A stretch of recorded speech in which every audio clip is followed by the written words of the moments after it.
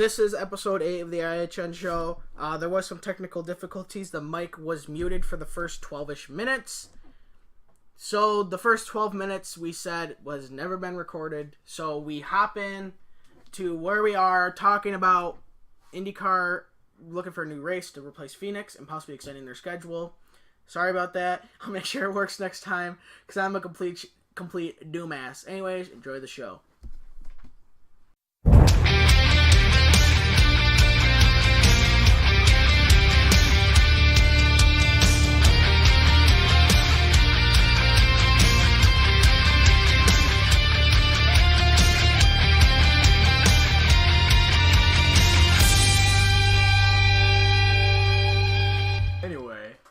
I don't even know what we're talking about. I can't remember. Oh yeah, something about short tracks. Anyways. I was just about to say, let him go to Bristol with high banked corners. Again. Yeah. I don't know. Oh, we were talking about you get a penalty if you knock a guy's right wing fender off or something. Rear wing. Whatever you said. Yeah, the rear wing because they don't have fenders. Yep, something. That's why they're open wheels. Spoilers. Oh yeah. Open wheel race cars, dude. They don't have fenders. Yeah, I know. Again, I say Atlanta. Atlanta would be a good track. It would. Because, I mean, they're not really in the South. I mean, the southernmost, the only track they really go to in the South that I can think of is St. Petersburg, and that's in Tampa. You know? Or near Tampa, I should say. You could let them go to Daytona. No. Oh. Unless they did the road course at Daytona. Or the Talladega. No, they don't have. I don't think they have a road course at Talladega. If they do, they don't run do the oval part of Dega. That would be awesome. It would be. What? That's a good way to get somebody killed. Oh, well, it is high speed, though. I see what you mean now, but... Yeah. Well... You know, they already complain about them going too fast at Indianapolis. And that has no banking. Oh, yeah. That only has, 12 degrees of banking. Now you're going to bring them to Talladega where it's 33 degrees of banking. Well... That's a good way to get somebody killed. Yeah. That's holding 235 all the way around the track. Yeah. Easy. So... I don't know.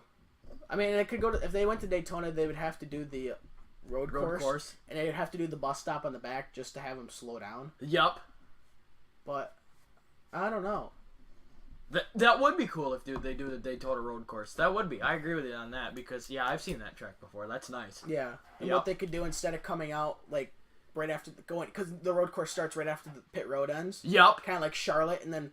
There's one part of it that gets right out where pit road is. Yup. But there's another part where you could get out after turn 2.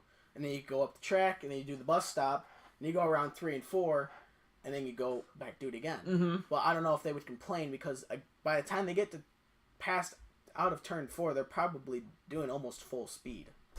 220 miles, 230 miles an hour. Yeah. And then you could go through the little... I don't know what you want to call it. The D-shaped part of the track.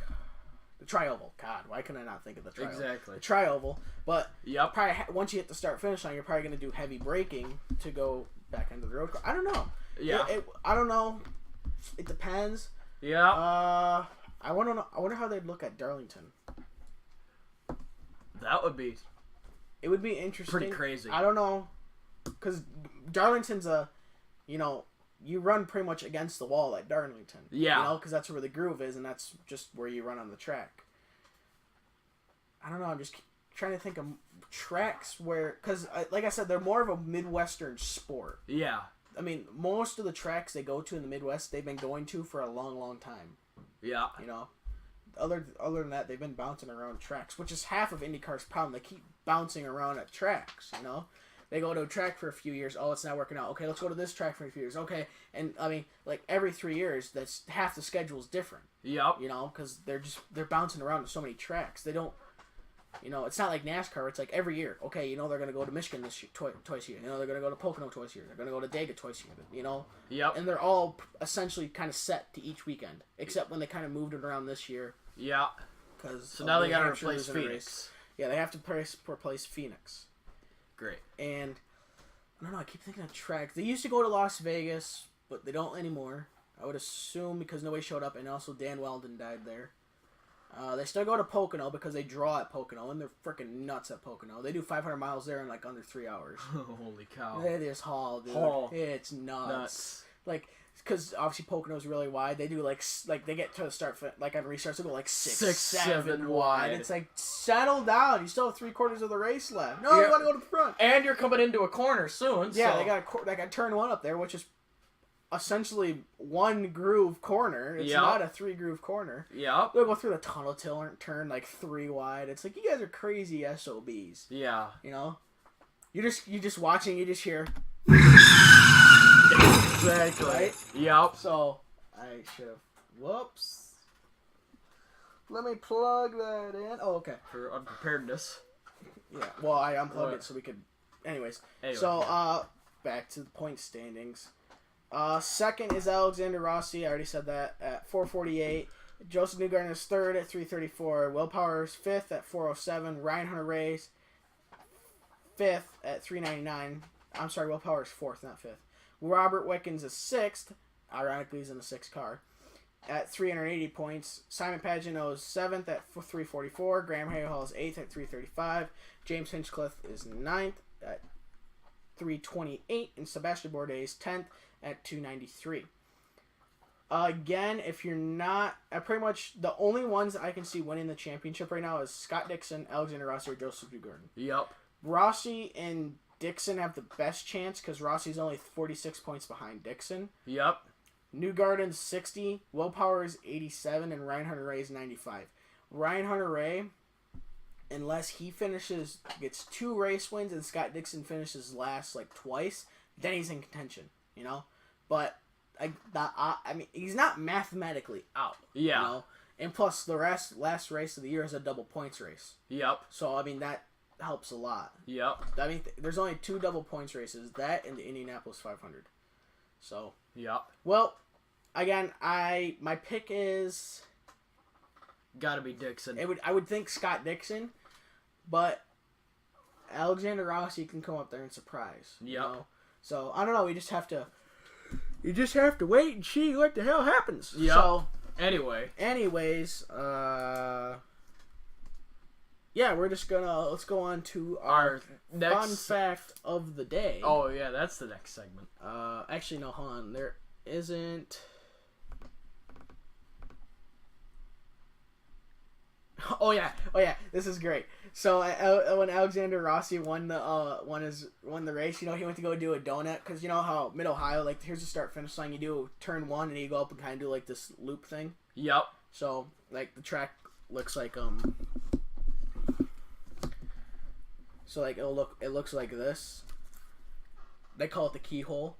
Okay. So it looks like that. This is the start finish line. This is turn 1 and this is probably either 2 and 3 or just 2. So it goes up and then it does like the whole back stretch and there's some wiggly things back here and then it comes back around. Yep. So he went across the start finish line. He did his cool down lap. He come back. He went to do a donut right here.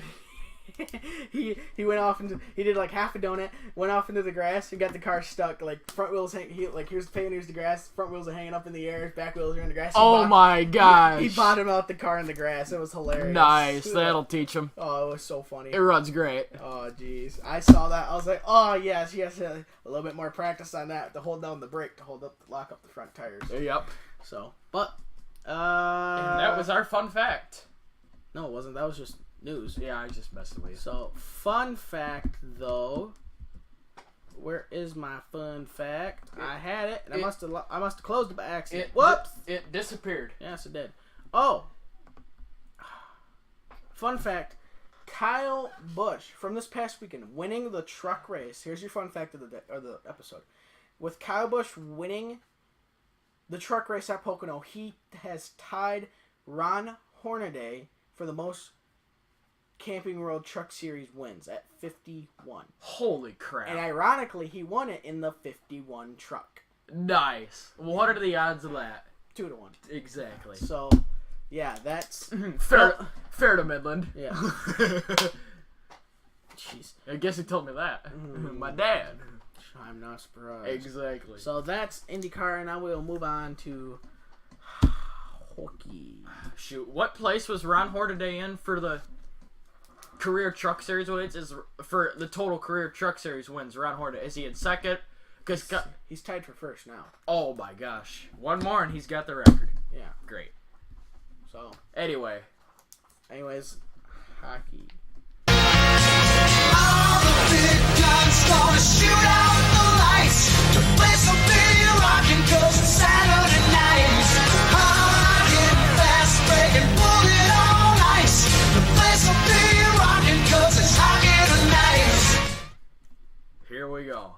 So, Time to read some names again, and we're looking for that bloody age number of 23. Never fails. Oh, shoot. So, speaking of 23, Here we go. Tristan Yari for that other team in Philadelphia, who is Oh, age. 23. Yep. Oh, he's okay. He's a goaltender. He replaced essentially Matt Murray, or not Matt Murray, Marc-Andre Fleury. He played in 26 games. Yep. 14-6-2 with a .908 save percentage and 2.77 goals against average, which is pretty good for a Not backup. not bad. For a backup goalie. Signed 2 years, $675,000 per year. Really? Only that much? Hot dang. That's like the minimum you can sign somebody. Exactly. Wow. For a backup, that's pretty low. All right. Up the list. There you go. See, big name. Oh, that's right. Big name of, oh, shoot, now I remember. Of the Washington Capitals, who are looking to defend the Stanley Cup this year in the 2018-2019 season. Tom Wilson, not age 23, but 24. 78 games played, 14 goals, 21 assists, 35 points. Oh my gosh, get this. 78 games played, 187 penalty minutes. Holy crap. Yeah. That's only a lot. Only a lot. I mean, And he's at a plus 10. That's averaging one a game. Yeah. More than one penalty a game. Yeah. It's plus 10 is his plus minus. 6 years re-signing, $5.17 million a year for a total of $31.02 million over 6 years. Holy crap. Well, that is a good move, though. Yeah. I mean, he only had 35 points, but Yep. he can do better. I don't know what his postseason numbers are. It doesn't tell me. Oh, that's another big name. Brady Skajek. Oh, Skajeki. I'm not sure how to pronounce. Skajeki. I don't know. Some defenseman for the Rangers. 82 games played, age 24. 4 goals, 21 assists, 25 points and only 39 penalty minutes for a minus 27. That's horrible. Yeah. 6 years, $5.25 million per year for a total of $31.5 million. Pretty much what Tom Wilson re-signed for. But he's a defenseman. Yeah, I know. And But he actually has good numbers for a defenseman. 21 assists for a defenseman. that's not bad. That's not bad. Minus 27. Well, I mean, not saying that the Rangers lit the world on fire this year, though. But Yep. uh, Garnett Hathaway for the Calgary Flames. I've never heard of him before. Right wing, age 26. I think he plays for the Stockton Heat. well, he obviously played 59 games for the Calgary Flames. Oh, well, that's weird. Age 26. 59 games played, 4 goals, 9 assists, 13 points. 59 games played, 88 penalty minutes. Holy crap. And a plus 3. Some way, somehow. 1 year re-signed for $850,000, and that's it. Liam Foudy, entry-level deal for the Columbus Blue Jackets. That's who they got in the... Was that? Entry-level deal. That's obviously somebody who they signed in the draft. Yeah. Was that their first... Was that Columbus's first rounder? Could have been. Oh, anyway. Shoot. Oh, him.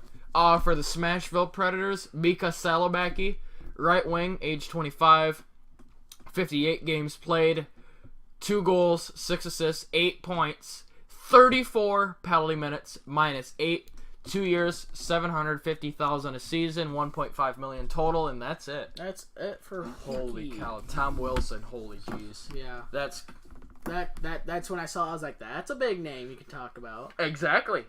Because I actually, the NHL actually sent me one today.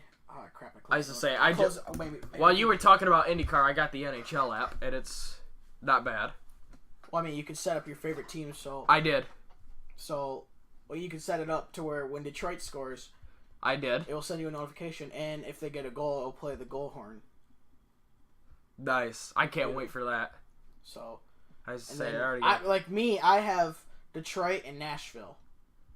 So Oh. I have both of them as labeled my favorite teams. Oh, I got all 6 of my favorite teams.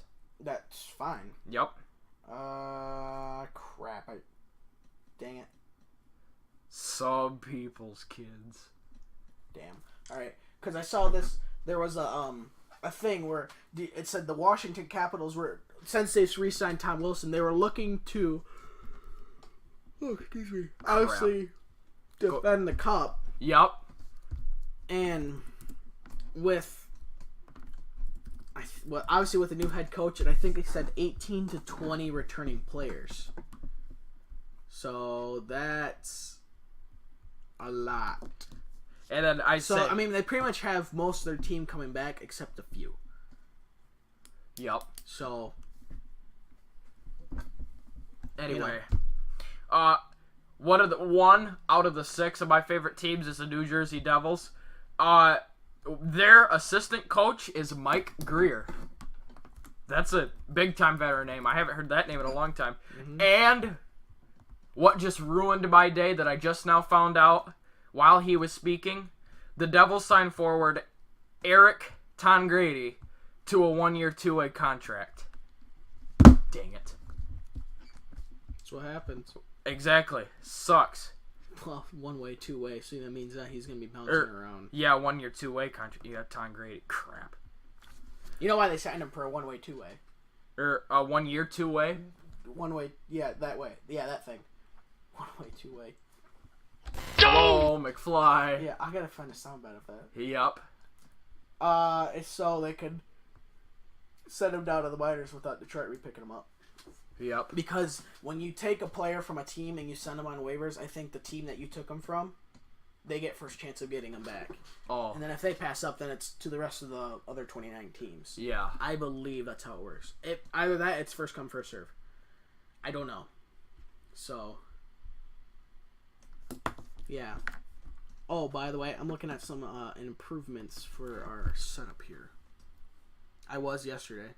I was thinking about getting an iPad with like a keyboard. We would use that along with the computer. So like you would use the computer, or you'd use the iPad, or I would use the computer. I use the iPad, and we can look up information on ourselves instead of using our phones. We have an actual computer screen we can use. Okay. So, I mean, that's also dropping like $800, but yeah, for an exactly. iPad case and screen protector and an Apple Pencil and all that jazz. So, I know. So I don't know. We'd have to wait and see. Well, if somebody were to support us on Patreon, link to that in the description below. We could do that. So. I was gonna say one thing on hockey, and I done forgot it. Damn. Crap. I mean, there's really no news in the hockey world. Not like major news. Right. Wasn't Eric Tangradi the Grand Rapids Griffins leading goal scorer this year? Tangradi? He might have. I think he was, wasn't he? He may have. I swear he was, and it really sucks that we lost him. Come on, Wings.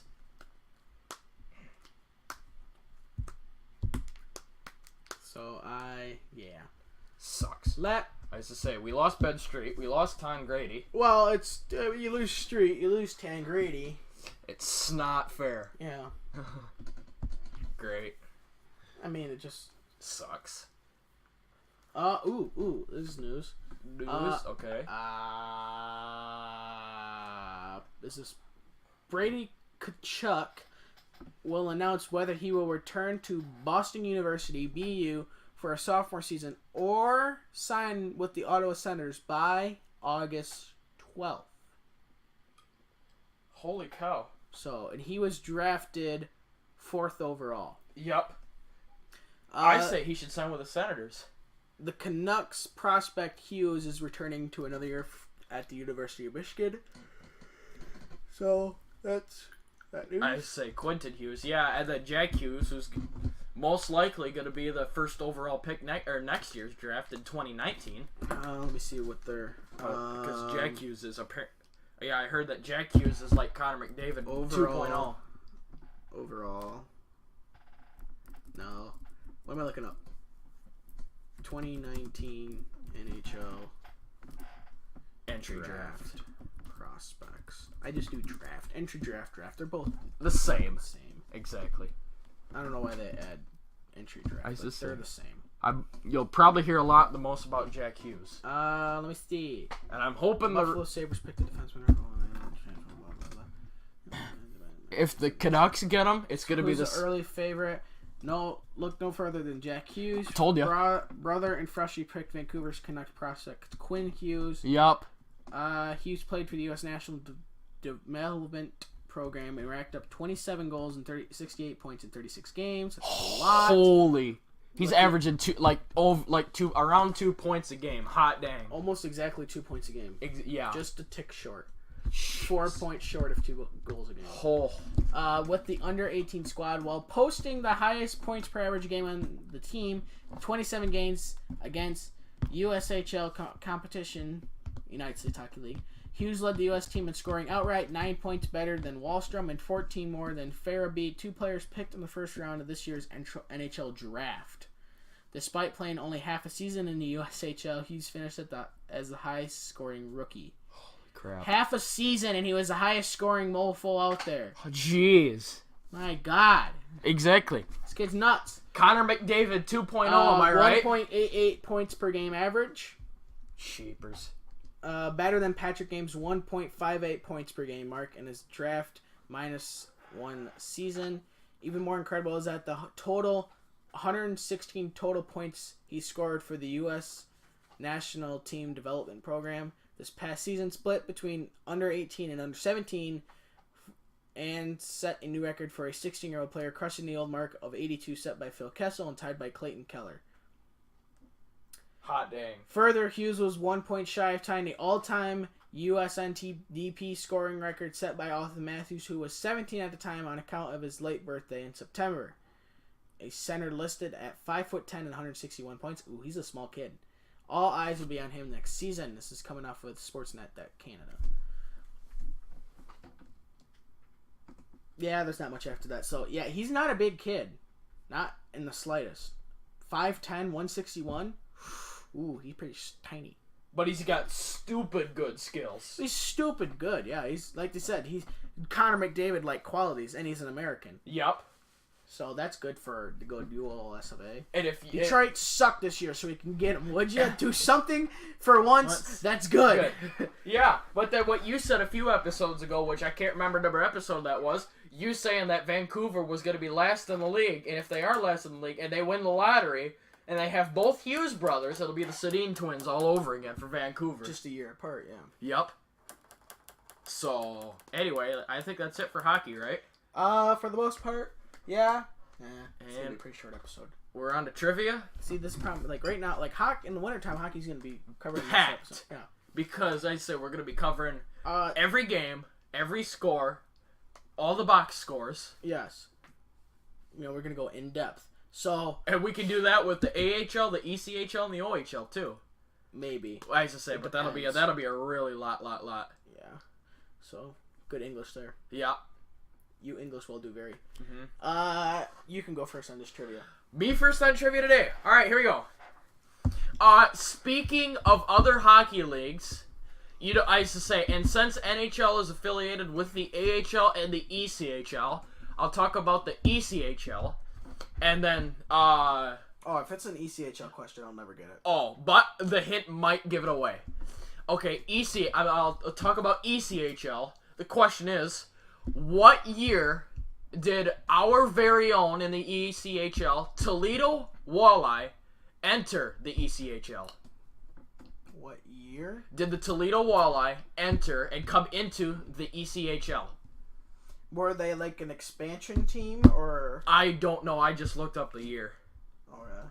I'm not. They were also known as the Toledo Storm back in the day. Your hint is this same year was the very first time the Pittsburgh Penguins won the Stanley Cup. The who? The Pittsburgh Penguins. The who? The other team in Pennsylvania. Oh, that team. Oh, yeah. Okay. They came around in the because I think The other team in Pennsylvania was one of the first expansion teams in the NHL.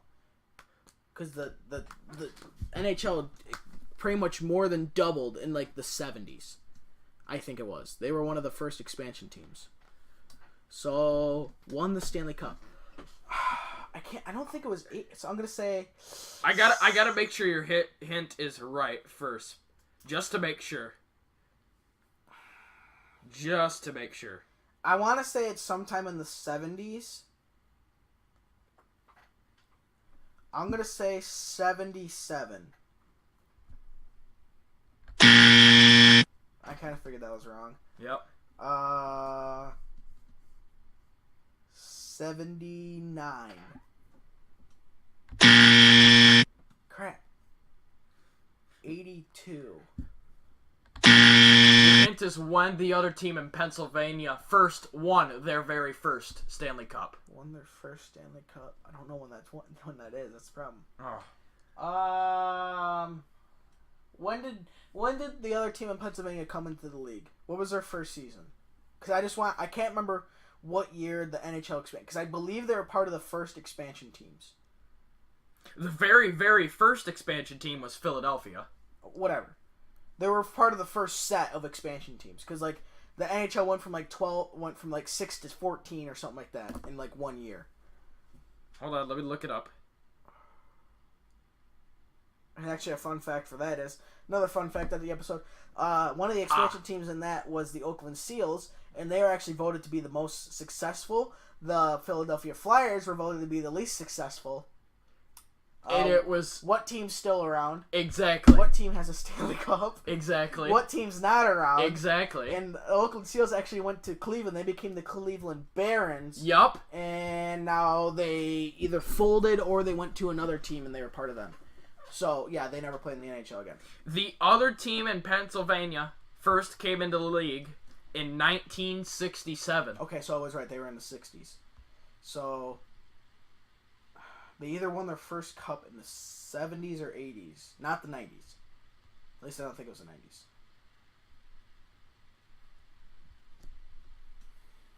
'86. Damn. This is a good question.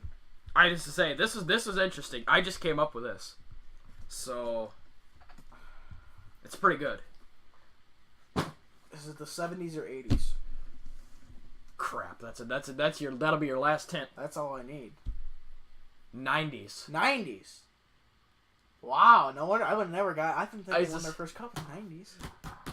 I say for our viewers, I'll just repeat for our viewers. I'll repeat. 93. That was the second. That time. was the Montreal Canadiens. I'm such an idiot. 92. 91. It's got to be 91. Yeah. Yup. Who won in the 92? Who won in 92? Oh crap, I can't remember. 92 Stanley Cup champion. The question was, what year did our very own Toledo Walleye come into the ECHL? They were also known as the Toledo Storm, and this same year was the very same year that the Pittsburgh or the other team in Pennsylvania. The other team in Pennsylvania. They won it 2 years in a row. Yeah, the other team in Pennsylvania won their very first franchise Stanley Cup, and then the answer was 1991, the greatest or one of the greatest years ever. Not that they won the cup, but the Soviet Union collapsed. So, anyway. Okay. All right, your turn. I'm gonna throw you two. Throw you two questions. That's better than one. Here we go. First. What is the record number? What is a record amount for the number of cautions in a single NASCAR race? Oh, this question. The record. The highest number of cautions in a single event. And then it's NASCAR? NASCAR. I say. Okay, oh, shoot. Gosh. I've heard of this number before, but... And then, that was the answer to this question, but it was years ago, and I can't remember. Wait a minute. Okay. Oh, shoot. Come on. Hold on. Okay. Thinking... God. I should know this. I have a pretty good idea of what number, where the number, or where the number's at, and I've got my answer. Here we go. Ready? Sure. Is it 17? Oh, it's got to be around somewhere around there, right? Sure. Oh crap! Could be. Could be 15. 13. I swear it was an odd number. Crap. I can tell you why right now. You're going the wrong way. Oh shoot. My favorite number 22. Oh my god. 22. 22. Never fails. There was 22 cautions. My one hint I was going to give to you if you wanted it was it was going to be NASCAR's longest race of the year.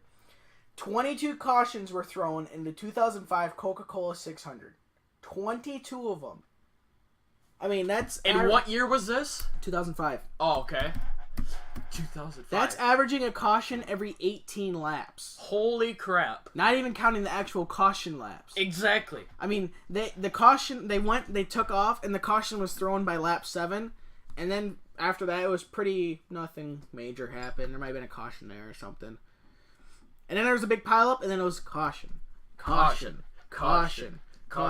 you got up to 22. The caution flew 10 times between lap 115 and 240.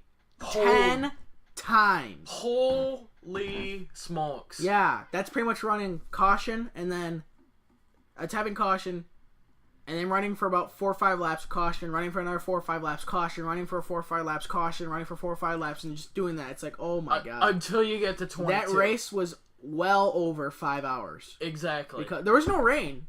It's just they couldn't stop wrecking each other. I think... There was more caution laps than there was green flag laps. Yeah, there probably was. Exactly. And who won that race? 2005 Coca-Cola 600 champion. Who won that race? Was it Casey Kane? Casey Kahan? Is who I'm thinking.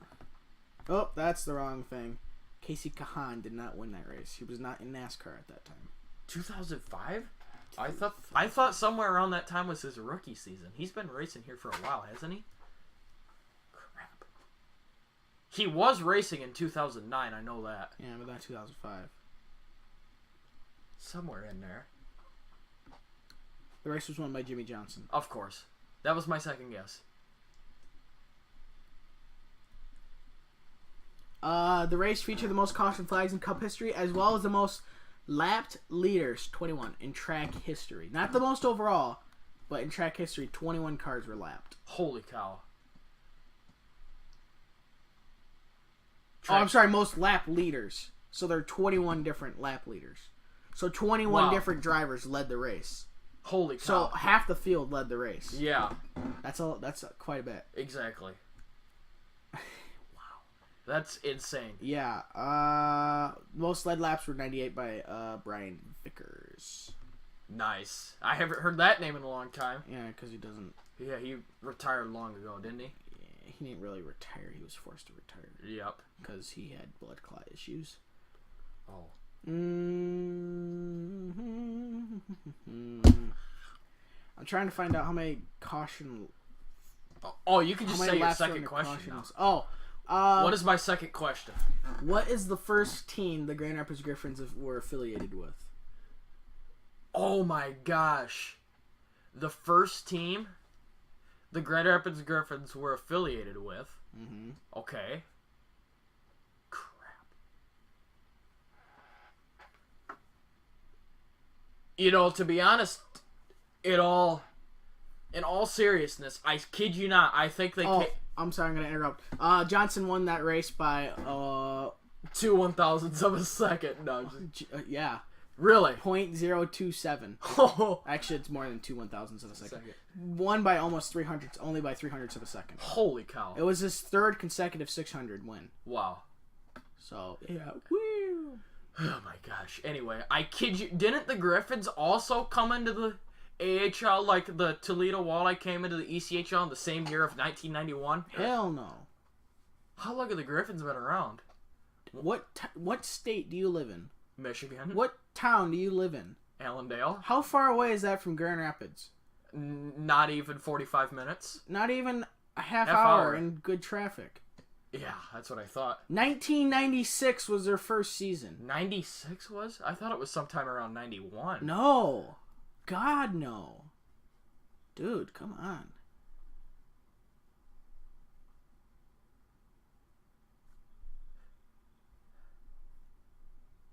And the first team they were affiliated with? I'm not going to know this.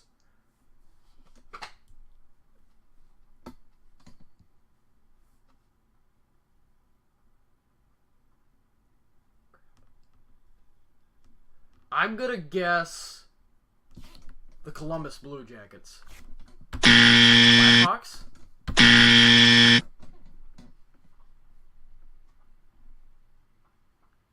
Crap.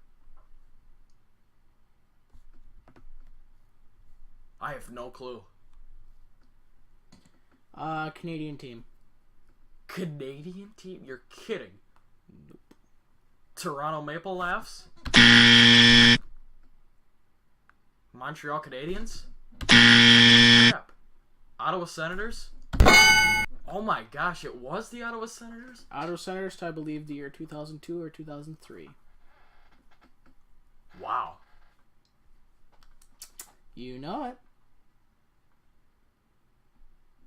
And then, did the Red Wings have an AHL team back in the day? I think they did, and they co-opted with somebody. Kind of like Las Vegas co-ops. With Chicago Wolves? Yeah. I think they did that. I mean, of course, back then it wasn't the... Yeah, not... I don't think back then you really heard as much as players as coming up as much as you did. Yep. It just didn't happen quite as often. Oh. So... Yeah. Oh, I got a second question for you that I just came up with now. Go for it. Newest team to come into the AHL. Stockton Heat. No. Oh, they're a relocation team, that's right. Because they came from the Abbotsford Heat or something like that.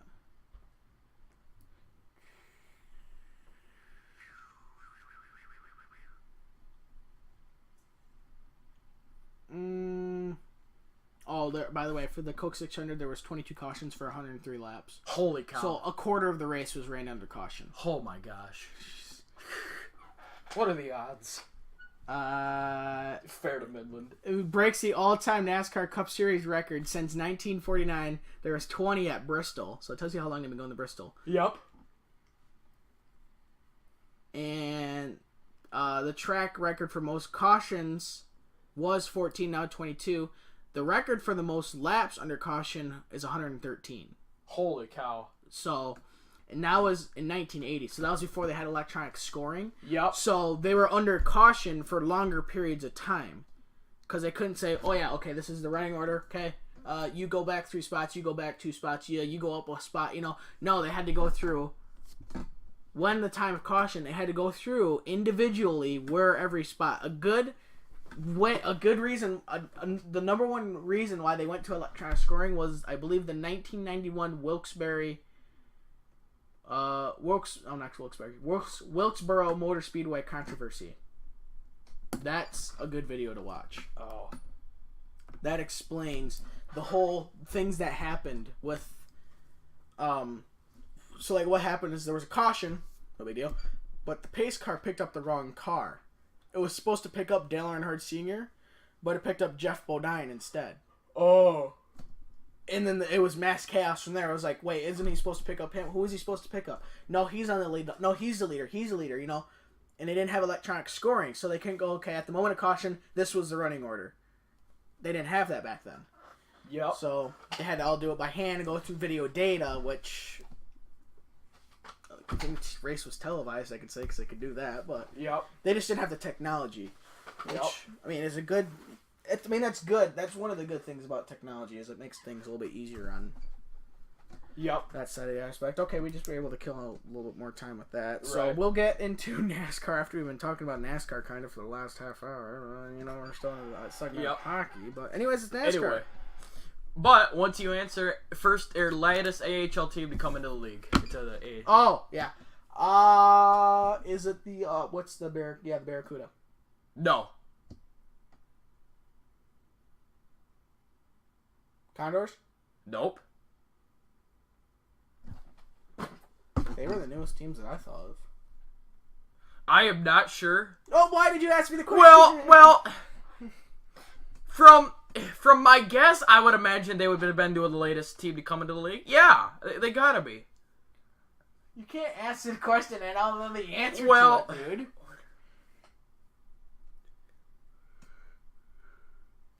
Make sure you write a newest expansion team, too, because I believe the Stockton Heat, they came from the Abbotsford Heat, or some other team that was...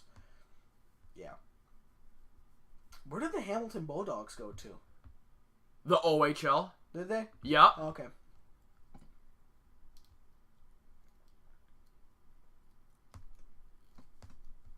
Hold on. Yep. I got it. Yep, I was right. Yep. I was right. Okay, we're set. We're set. I don't know many AHL teams, that's a problem. Oh, do you want a hint? Yes, I would like a really good hint. Their NHL affiliation is the Montreal Canadiens. Thanks. Great. Some Quebec team. Shoot, I don't know where they play. I know the full team's name, but that's what I'm saying. I don't know where they play. Some hockey team in Quebec. I don't know their name of them, but some AHL team in Quebec. Dude, for God's sakes, it either says their name or not. Like the Quebec Nordiques.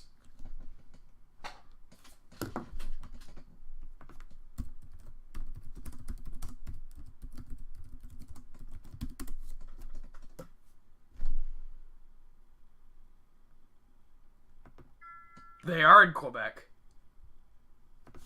So the AHL team in Quebec. Yep. Who is it?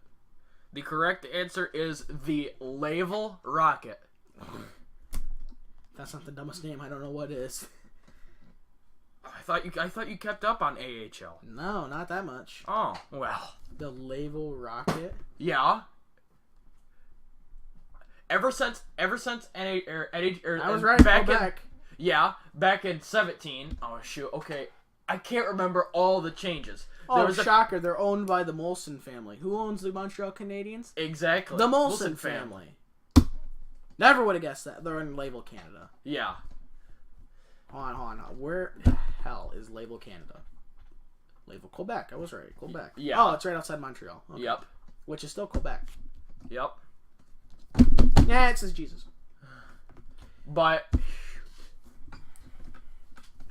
there was some sort of changes in the AHL. I don't remember exactly what changed, but back in last year, the St. Louis used to be affiliated with Chicago, but now Vegas is.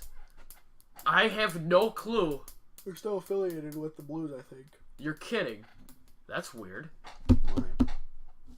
I thought only one team at a time could be affiliated with one AHL team. Well, when there's only 30 AHL teams and 31 NHL teams, somebody's got to double up. Isn't there 31 AHL teams? There is 30 AHL teams. 30? And you're the one who keeps most up on this? There's 30 AHL teams. I thought there was 31 there since Laval Rock. You're AHL kidding. Teams. Last I knew, there is 30 AHL teams.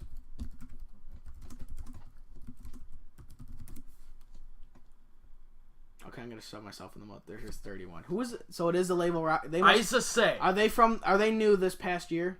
Yeah. Okay, that's why I've never heard of them then. That's why I would never hear them. I used to say this season they were new. Back it. But Shoot. why would the Golden Knights piggyback with somebody then? I don't know. They took Chicago away from St. Louis. I don't know why. And then there was a few changes. Some team went to St. Louis. The New York Rangers, and I'm not sure about the Buffalo Sabres, got a new AHL team. Not a new team. They just swapped into a different team. And then somehow Laval Rocket was created. Because they're so... Yeah. That's all I've heard. I don't know the exact changes. No, there was 30 teams. Correct. There's 31 this season. Oh, come on. New team, the Colorado Eagles from the ECHL. They're joining the AHL? You're kidding. Nope. New league change. The league expanded by adding the Colorado Eagles to the Pacific Division and moved the 2 Texas-based teams to the Central Division from the Pacific. Oh, that's right. The Cleveland Monsters were moved from the Central to the North Division. Yep. Similar to the California and Arizona teams in the Pacific Division, Colorado plays 68 games in the regular season. This gives the Pacific Division a balance for the first time since its creation in 2015 and removed the necessity of playoff qualification based on points percentage. Continuing from previous seasons, the teams in the Atlantic, North, and Central Divisions all play 76 games. That means there's going to be a new defending champion for the 2018-2019 season in the OHL. Mm-hmm. Good stuff. So, the San Antonio Rampage... Or the ECHL, not the OHL. You should smack me for that. Yeah. The San Antonio Rampage used to affiliate with the Colorado Avalanche. Now they're going to affiliate with the St. Louis Blues, who affiliated with the Chicago Wolves. I was right. There we go. This year's there's 31 teams. So technically, we're both right on that. Yup. Because the 2018-2019 season started. Yep. So, and then the Colorado Eagles are going to affiliate with the Colorado Avalanche. So, okay. That's how. Yep.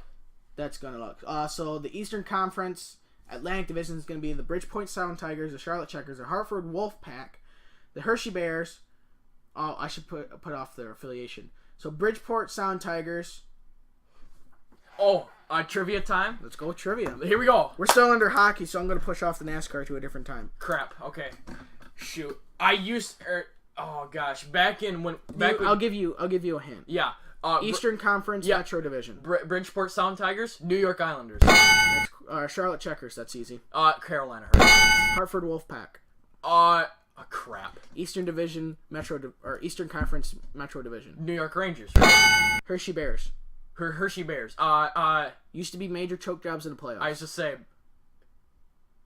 Oh, Washington Capitals. Well, that hint gave it away. Lehigh Valley Phantoms. Philadelphia. Providence. Boston. The name gives it away. Yeah. Springfield Thunderbirds. Florida Panthers. Wilkes-Barre, Scranton. Other team in Pennsylvania. Yeah, their name's in the freaking name. Yeah. North Division. Bellevue Senators. Ottawa Senators. Birmingham Devils. Cleveland Monsters. Columbus. Louisville Rocket. Montreal. Rochester Americans. Buffalo Sabres. Syracuse Crunch. Ooh. Tampa Bay. Nice. Toronto Marlies. Toronto Maple Laughs. Utica Comets. Vancouver Canucks. What the hell? Oh, go back. I used to say, I swear I know all these. Western Conference. Chicago Wolves, you already talked about. Minnesota Knights, Grand Rapids Griffins, Detroit, Iowa Wild, Minnesota, Manitoba Moose. Winnipeg Jets. Milwaukee Admirals. Smashville Predators. Rockford Ice Hogs. Rockford Ice Hogs is the Chicago Blackhawks. San Antonio Rampage, we already talked about. St. Louis. Texas Stars. Dallas, obviously. Bakersfield Condors. Pacific Division. Bakersfield Condors. Edmonton Oilers. Colorado Eagles. Colorado. Yep. Ontario Reign. LA Kings. San Diego Gulls. Anaheim. San Jose Barracuda. San Jose Sharks. Stockton Heat. Calgary. Tucson Roadrunners. Arizona. Let's go! Yeah! That's how we do in the street. Let's go. I told you I knew all these, but now you told me those changes. Oh, you can die happy now. Alright, now we're officially on to NASCAR, for crying out loud. So, yes, on to NASCAR. I mean, I wrote down 53 I minutes. say an hour. It's 10 minutes later. Okay, so. there, that killed some time. We are set. Alright, there. Ladies and yes, finally showing off my affiliates. Okay, let's go. But I'm not good with ECHL and OHL. No. I'm not either. I don't no. follow that whatsoever. Oh, OHL is not affiliated with any NHL, AHL, or ECHL. But the ECHL, I don't know. They might be affiliated to the affiliated teams that are affiliated to the NHL. Yeah. If that's not a mouthful, I don't know what it is. I don't know. Yeah. Anyway. So, NASCAR.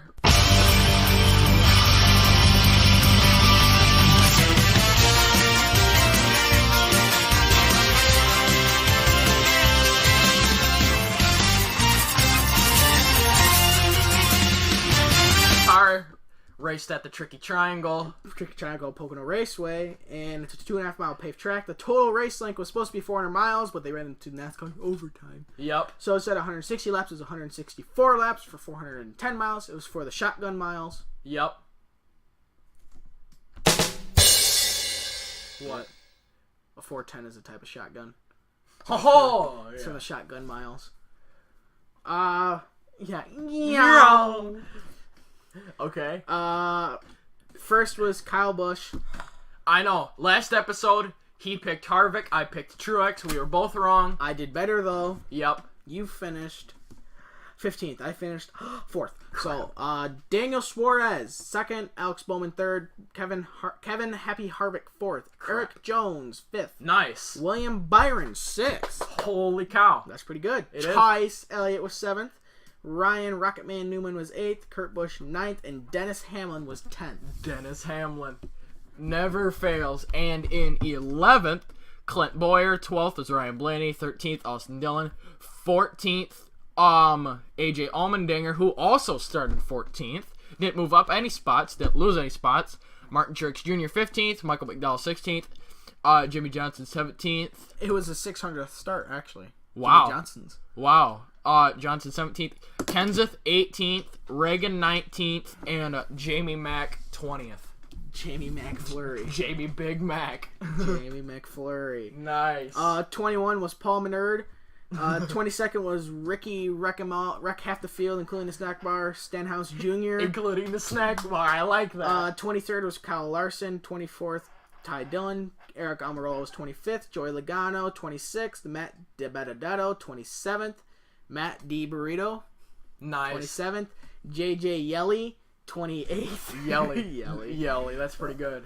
29th was Jeffrey Earnhardt, and 30th was Casey Kahan. Casey Kahan. Rod's great. 31st was Kyle Weatherman. 32nd, Reed Sorensen. 33rd, Bubba Wallace Did you Jr. see his big wreck? Whose? Bubba Wallace's? No, I missed Oh my it. god. 34, Landon Castle. 35th, Ross Chastain. 36th, Timmy Hill. 37th, Chris Buescher. Chris Buescher. Chris Buescher, that's his name. Buescher. 38th was Brad Keselowski. Thank God. 39th, Corey LaJoie. And 40, BJ McLeod. The race took just over 3 hours. 3 hours, 5 minutes, 43 seconds. Your stage 1 top 10 was Chase Elliott, Kurt Busch, Dennis Hamlin, Kyle Busch. I'm going to give Kyle Busch your name. Me, my dad, and everybody in the family call him this. We call him the Shrub. The Shrub, okay. Okay, let's see how long it takes you to get that joke. Okay. 5th was Daniel Suarez. 6th, Clint Boyer. 7th, Brad Keselowski. 8th, Kurt Busch. 9th, Alex Bowman. And 10th was Ryan Blaney. Stage 2 top 10 was Kevin Harvick, Chase Elliott, Clint Boyer, Alex Bowman, Kyle Larson, Jimmy Johnson, Brad Keselowski, Jamie McFlurry, Ryan Blaney, and William Byron. Now we call him the Shrub. The Shrub. Do you get that joke? Shrub. The Shrub. Shoot. What were you to say? Do you get it? No. What's his last name? Oh. Bush. Yep. Okay. Yep. Is he the younger or the oldest one? Oh. Kyle Busch, is he younger or oldest? Younger. He's the little Bush, also known as a The shrub. So we call him the Shrub. The Shrub. There we go. There we go. Yeah, that deserves a little Finally got it now. There were 7 cautions for 29 laps. And yeah, there wasn't much after that. On the Busch pole was Daniel Suarez. Yup. But first it was Kevin Harvick. But he failed inspection. That's right. And then it was Kyle Busch. But then he failed inspection. Then it was Daniel Suarez, but he didn't. 13 cars failed inspection. Oh my. Almost over. I almost said half the field, which is 7 shy of half the field. Yeah, we'll say a third of the field pretty much failed inspection. Yeah. A third of the field did. Low under third. Yeah. Low over third, I should say, actually. I think. 13. Little under. Low under third. Yep. Well, third, actually, because it'd be like 30. You can't get a third, because you'd have a third of a driver. Huh. So pretty much third of the field failed inspection. Yep. Anyway. So, points, Xfinity Series, NASCAR, or not NASCAR, Truck Series. Truck Series, we already said 1. Or, Kyle, the Shrub, won. Yep, Xfinity. No, trucks. He Yeah. didn't run Xfinity because Xfinity. Yeah, I know, but what did they race? Did Xfinity race last week or yesterday, or not? I don't think they did. Did they? Yes, they did. They raced at Iowa under Oh. the lights.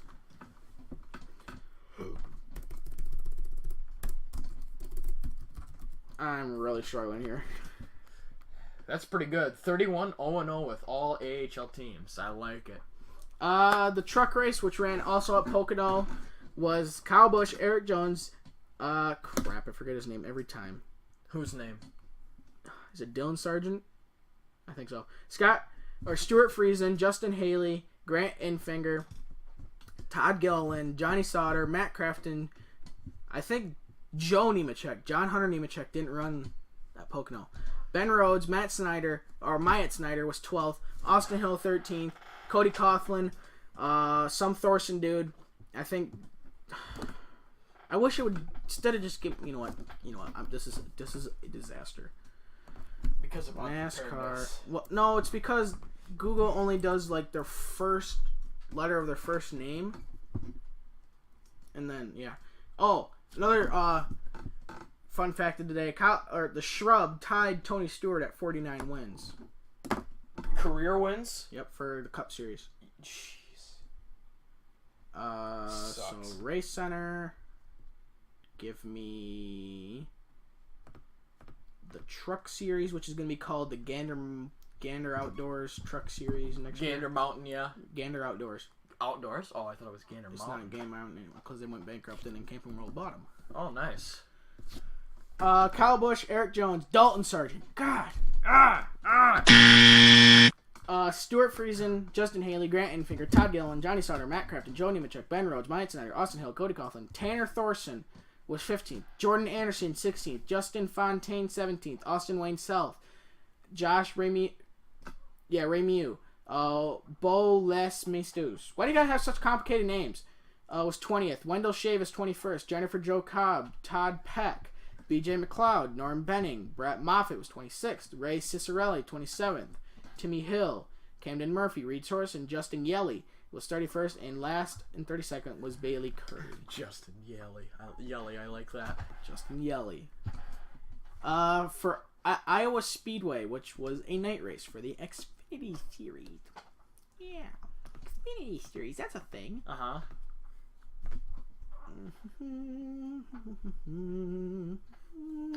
Xfinity Series, that's a thing. What is? Exactly. Pretty much. Uh-huh. Pretty much. Give me my points, damn it. Where's your point standings? On a different Driver tab. points, there we go. Different tab. It is. Uh-huh. First was Christopher Bell, Justin Allgaier, Kyle Benjamin, Ross Chastain, John Hunter Nemechek, Elliott Sadler was 6th, Ryan Reed 7th, Ryan Truex 8th, Cole Custer, Chase Briscoe, Daniel Hemrick, Brandon Jones was 12th, Shane Lee, Michael Annette, Casey Roderick, Alex LeBay was 16th, I believe he's Canadian, Joey Gast, Austin Cindric, David Starr, Jeremy Clements was 20th, Tommy Joe Martins 21st, Tyler Reddick 22nd, Spencer Boyd, Josh Williams, Garrett Smithley, Matt Tiff 26th, Brandon Hightower, Ray Black Jr. 28th, Vinnie Miller, Max Tolman, Peter Shepard 31st, Mike Harmon 32nd, 33rd was Stan Mullis, 34th Ryan C., Jeff Green, Dexter Bean, Chad Fincham, Morgan Shepard, Stephen Light, and Josh Billicky was 40th, and Dead Nuts last. So now we go to the good old point standings. First, shocker, the Shrub. Second is Kevin Harvick at 483 points, 48 points behind. The Shrub's at 891. Martin Truex Jr. 762 points, 129 points behind. Shockingly, the big three are in the top three. Mm-hmm. Surprisingly, Joey Logano has 690 points and 201 points behind. Clint Boyer, 5th, 677 points, 214 behind. Also in 5th is Kurt Busch at 677, 214 behind. The other Shrub. No, he's a Busch. Oh, yeah, that's right. Because he's a bigger Busch. Bigger. He's Busch, not Little Busch. Shrub. Shrub. I only call them that because I don't like them. If you don't like it, you're FO. Do the letters FO mean anything to you? Oh, nice. Brad Keselowski is 7th at 6:44, 2:47 behind. Kyle Larson is 6:26, 2:65 behind. Dennis Hamlin is 2:18, 7:23 behind. And Ryan Blaney 10th at 6:12, 2:79 behind. I'm only going to go up to like 20th. Eric Almirola is 11th, 5:87 behind. 5:87, 3:04 behind. I ended at Eric Almirola in 11th, so you do 12th. Chase Elliott 12th. Twice. Jimmy Johnson 13th in the points standings. Eric Jones 14th. Alex Bowman is 15th in the points. Yep. What? Yep. 16th is Ricky wrecked the whole half of the field. Stenhouse Jr. including the snack bar. Wait, we should call him Recky. Recky Instead of Stenhouse Recky. Jr. That was an accident. I didn't mean to say that, was but pretty hey, good. that's pretty good. Recky half the field and including the snack bar. Stenhouse Jr. in the 17, and who is in 17th is Paul Menard. 18th is Ryan Newman. Austin DeLone is in 19th, and 20th is Daniel Suarez. The Mexican Daniel Suarez. Yep. I'm gonna go to what I said about the wreck I said about. Bubba Wallace Jr. Yes. I watched this. I missed it. You want to talk about Scary. freaking scary? Yeah. This is not going to be good. When it's the first thing that comes up. Exactly. That does Thank you, NASCAR, for letting me use it. These $2 Dunkin' Run snacks are so good. I know. Can I have another? No, we're out of time. Okay. Oh. That's alright. You don't really need it. Race hard into the walls of 43. God. Bubba Wallace slams the wall.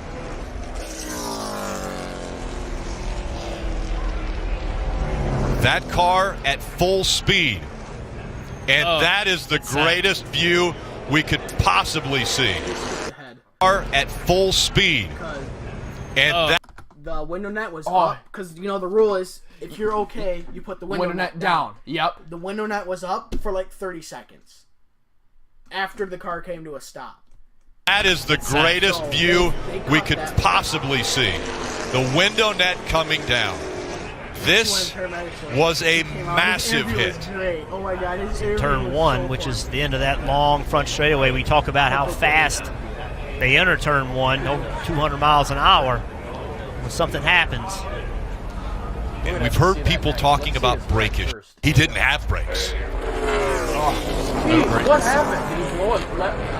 Oh my God. Not a fan of this, Rick. I've seen this before. Jeff Gordon and I were here. We had a brake failure. Oh He my took God. that same Not left-hand even turn. funny. Dale, you have to assume, seeing the What the 43 down in the left in the grass, he's trying to do anything to slow that car down. And what a heavy, heavy impact into that safer barrier. that is the Holy and such a cow. long distance to travel before If contact you with watch anything. really slow, It's just they really frightening. do it here. But if He's- you watched, With like, they did like a zoom in, you could see like parts of the brake flying. anything, it's just Like there was some up here. There was like a big chunk that. really frightening. There was some. That He's sitting made it here all knowing the that way he's like, going to not be able to avoid hitting the wall, doing everything he can to figure out a way to knock as much speed out of the car as he can and take the longest route possible to that inevitable impact. So Yeah. I'm glad to see him drop that window net and get out. You would think no, but another thing is, thank God the safer barrier's there. Yeah. And for that Hans device they wear. Yeah, the Hans device. Yeah. Yep. Yeah, I mean, this interview is hilarious. Pocono interview. I'm gonna have to look this up. Please play the interview. I want the interview. Bastard.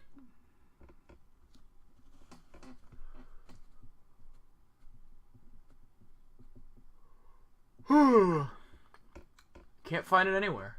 I know, because nobody posted it, bastards. Let me try NASCAR.com. NASCAR.com.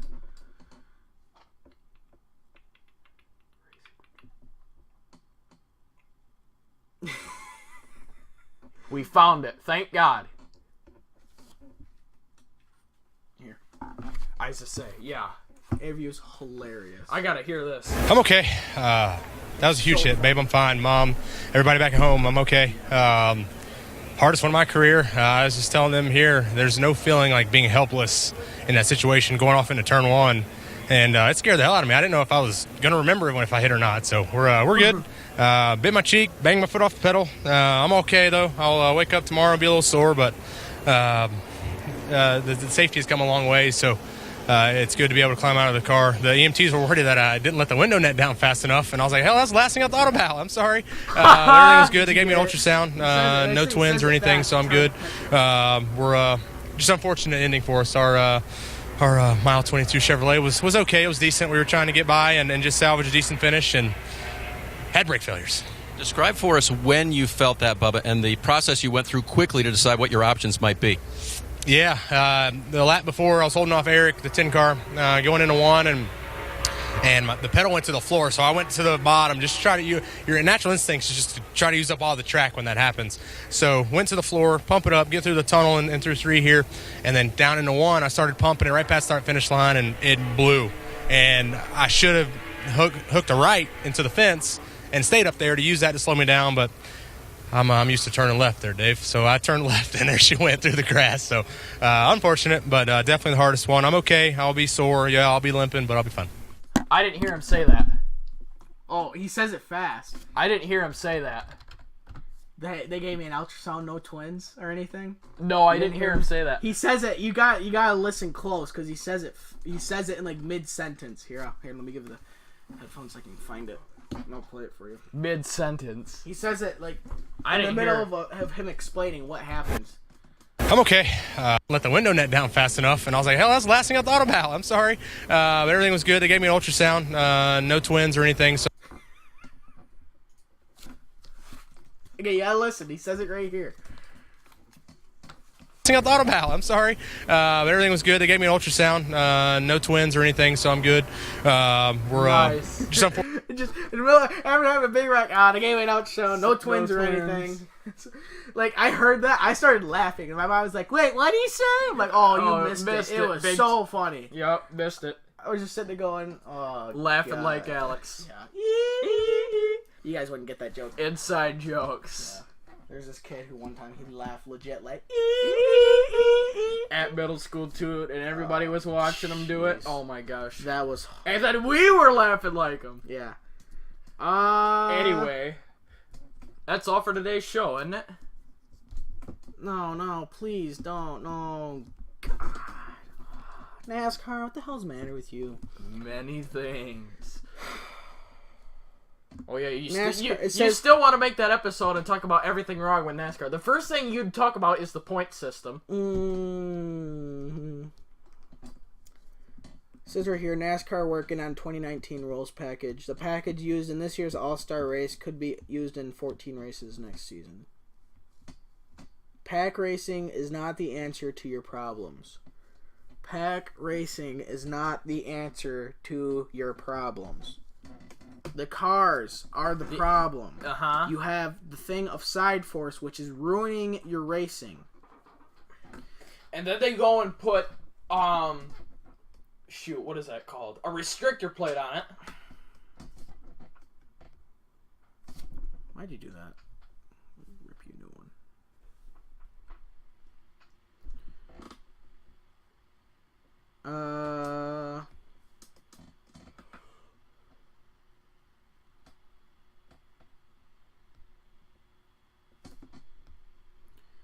NASCAR is also looking, you know how like some cars will run like a windshield wiper at road courses? Yep. Because, I mean, if at road courses, if it's going to rain, they'll run in the rain. Yep. They're looking to change that for next year if there's going to be no rain, because apparently it adds a small aerodynamic advantage, which I don't know what advantage it could add. Exactly. I don't know. It's probably just a line of BS. But, yep. On a stick. Yeah. It's a total just... Actually, no, that is a show. So, yep. That's all I pretty much have for NASCAR. We'll the next episode, if we get around to it, we'll do our predictions for the next weekend at Watkins Glen, which is going to be an interesting race. Absolutely. Yep. Because I believe the only really road course regular is AJ Allmendinger. Yep. Because Juan Papa Montoya is gone. Yep. Marcos Ambrose is gone. Yup. I haven't heard those names in so long. Well, Juan Pablo Montoya doesn't even run IndyCar anymore. I think he retired from racing. Oh, yeah. So, and then Juan Marcos Pablo Ambrose. Toyota. Juan Pablo. I want a Toyota. Yeah. So, anyway, that'll do it. For Andy and me, this has been the IHN show. Oh wait, I forgot to do my whole intro. Scratch that. If you'd like to support us on Patreon, link to that in the description below. So subscribe to the channel if you want to see more. If you'd like to contact one of us, we try to check the email. Really ends up being me. Yep. Email of the show, that is in the description below. If you want to start a thing in the comments, knock yourself out. If it's mean and racial and all that crap, we're not going to do it. Don't get political either. Once you start doing politics, we're out of it. Yep. So, as for Andy, like I said earlier, before I totally F this all up, this is as for Andy and me, this has been the IHN show.